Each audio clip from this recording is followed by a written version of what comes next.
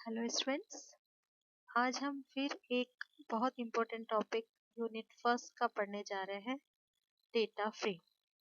जी, data frame series के बाद अगला डेटा स्ट्रक्चर है जिसमें हम डेटा को रो और कॉलम के फॉर्म में स्टोर कर सकते हैं। यहाँ इस डेफिनेशन को भी अगर आप रीड करेंगे तो data frame is a two dimensional object that is useful in representing data in the form of rows and columns. आपको डेटा फ्रेम की डेफिनेशन भी याद करनी है, तो आप इसी डेफिनेशन को एग्जाम में यूज कर सकते हैं। It is similar to spreadsheet और एन एसक्यूएल टेबल। आप लोगों ने एक्सेल शीट में भी देखा होगा कि रोज और कॉलम के फॉर्म में सेल्स वहाँ रहते हैं जिनमें हम डेटा को स्टोर कर सकते हैं, या माइस्क्यूएल की टेबल्स भी आपने जब बनाई है तो उसमें भी रोज और कॉलम के फॉर्मेट में हमारा डेटा स्टोर हो रहा है। सेम स्ट्रक्चर डेटा फ्रेम का भी है। यहाँ भी आपको रोज और कॉलम्स के फॉर्म में डेटा मिलेगा। अब डेटा फ्रेम में भी कुछ टर्मिनोलॉजीज हैं। डेटा फ्रेम जब हम बनाएंगे तो उन टर्मिनोलॉजीज का हमें ध्यान रखना है, हमें उनके बारे में मालूम होना चाहिए। यहाँ एक एग्जाम्पल के थ्रू हम इसको आसानी से समझ सकते हैं। डेटा फ्रेम में हमने बात की रोज और कॉलम्स की, तो जो कॉलम्स होंगे उनके अपने यूनिक नेम्स होंगे। जैसे यहाँ पर एक डेटा फ्रेम है, this is actually the data. Rohit, Virat, Hardik, फिर सेकंड कॉलम, थर्ड कॉलम, इतना ये जो हमारा आपको नजर आ रहा है ये डेटा है। अब इस डेटा में ये डेटा कॉलम्स के फॉर्म में दिख रहा है और रोज के फॉर्म में। तो जो कॉलम्स है उनके नाम बनेंगे, जैसे यहाँ पर भी है। पहला कॉलम नेम है प्लेयर नेम, दूसरा आईपीएल टीम, तीसरा बेस प्राइस आईएनसीआर। ठीक है, ये तीन कॉलम्स हैं हमारे इस एग्जाम्पल डेटा फ्रेम के।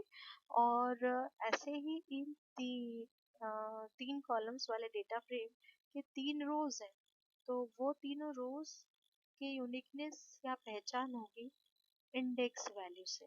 पहली रो का इंडेक्स है 0, दूसरी का है 1 और तीसरी का है 2। तो कुल मिलाकर के हमारे इस डेटा फ्रेम में टोटल 3 कॉलम है, 3 रोज है। और कॉलम की पहचान उनके नाम से हो रही है और रोज की पहचान हो रही है उनके इंडेक्स से। हम और आगे चलते हैं और देखते हैं कि डेटा फ्रेम क्रिएट कैसे होगा। डेटा फ्रेम क्रिएट करने से पहले प्रॉपर्टीज ऑफ डेटा फ्रेम को समझ लेते हैं। मेन फीचर्स क्या है डेटा फ्रेम के।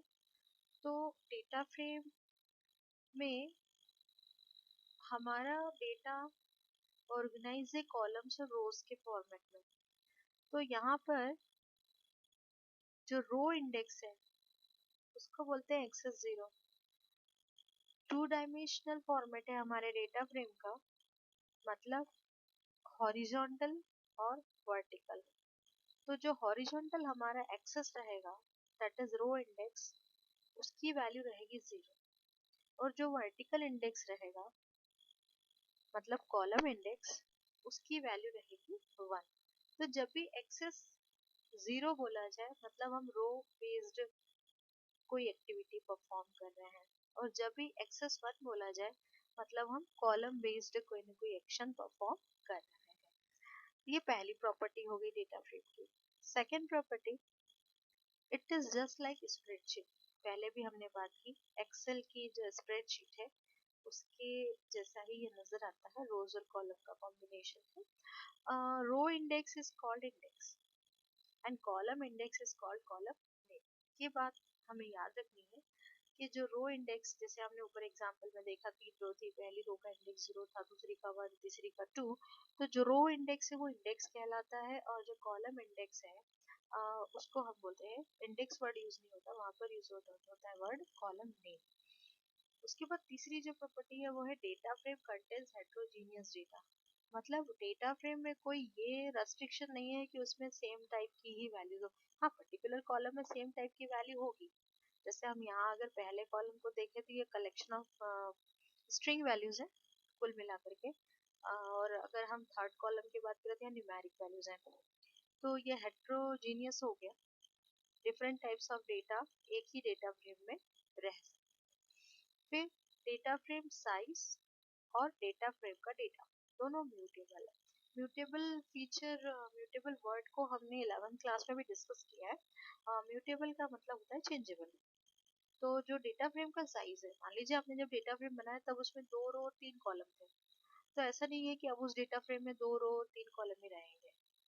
इन फ्यूचर वी कैन इंक्रीज और decrease number of rows and number of columns. इसलिए बोला गया है कि डेटा फ्रेम का जो साइज है वो म्यूटेबल है। इसी तरीके से डेटा फ्रेम का जो डेटा है वो भी म्यूटेबल है, मतलब उसके जो कंटेंट है उसमें जो वैल्यूज इंफॉर्मेशन अवेलेबल है रोज और कॉलम के इंटरसेक्शन पर, वो भी चेंज हो सकती है।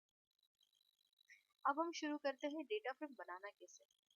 डेटा फ्रेम क्या होता है वो हमने डिस्कस किया, डेटा फ्रेम की प्रॉपर्टीज क्या है वो हमने डिस्कस की।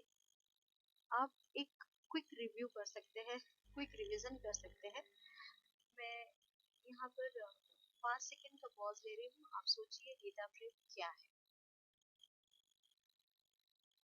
होप सो आपने रिकॉल किया होगा व्हाट इज डेटा फ्रेम।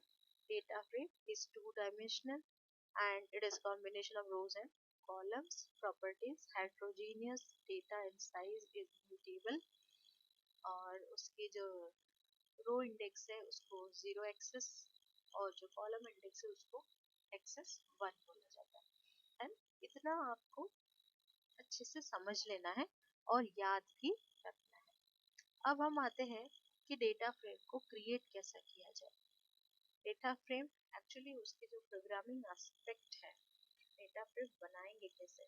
हमने एक डेटा फ्रेम का जो एग्जांपल देखा, ऐसे कई डेटा फ्रेम हमें बनाने होंगे। एग्जाम में भी हमको डेटा फ्रेम बनाने से लेकर के डेटा फ्रेम पर डिफरेंट टाइप के ऑपरेशंस परफॉर्म करने के क्वेश्चंस एग्जाम में आएंगे। डेटा फ्रेम बहुत ही इंपॉर्टेंट टॉपिक है और बड़ा टॉपिक भी है, और पांडास का बहुत इंपॉर्टेंट डेटा स्ट्रक्चर है, तो 100% इससे क्वेश्चन आना ही आना है। 30 मार्क्स का ये पूरी हमारी यूनिट है और उसमें डेटा फ्रेम बहुत इम्पोर्टेंट हिस्सा है इस यूनिट का। तो इसलिए डेटा फ्रेम की प्रोग्रामिंग आपको बहुत अच्छे से सीखनी पड़ेगी, और प्रैक्टिस अगर करेंगे 100% आप बहुत अच्छा परफॉर्म कर सकते हैं। तो हम यहाँ पर देखने जा रहे हैं कि डेटा फ्रेम बनाएंगे कैसे। तो डेटा फ्रेम क्रिएशन के यहाँ पर कई रास्ते हैं, कई मेथड्स हैं जिनके थ्रू हम डेटा फ्रेम क्रिएट कर सकते हैं। पहला सीरीज के थ्रू, दूसरा लिस्ट का यूज करके, तीसरा डिक्शनरी का, या चौथा नंबरी अरे का। इन सभी में से हम किसी का भी यूज करके एक डेटा फ्रेम क्रिएट कर सकते हैं। तो अगले वीडियो में हम ये सीखेंगे कि डेटा फ्रेम क्रिएट करना कैसे है। तब तक के लिए आप जो आज हमने डिस्कस किया कि डेटा फ्रेम क्या है, इस टॉपिक को रिवाइज करिए, इस टॉपिक को समझिए, डेटा फ्रेम की और सर्चिंग करिए, डेटा फ्रेम के बारे में और जानिए। और अगर कोई डाउट या क्वेश्चन है तो आप व्हाट्सएप ग्रुप पर या मेरे ईमेल आईडी पर अपना क्वेश्चन, या फिर यूट्यूब चैनल पर अपना क्वेश्चन छोड़कर क्वेरी कर सकते हैं। मैं बिल्कुल आपकी प्रॉब्लम सॉल्व करूँगी। Thank you.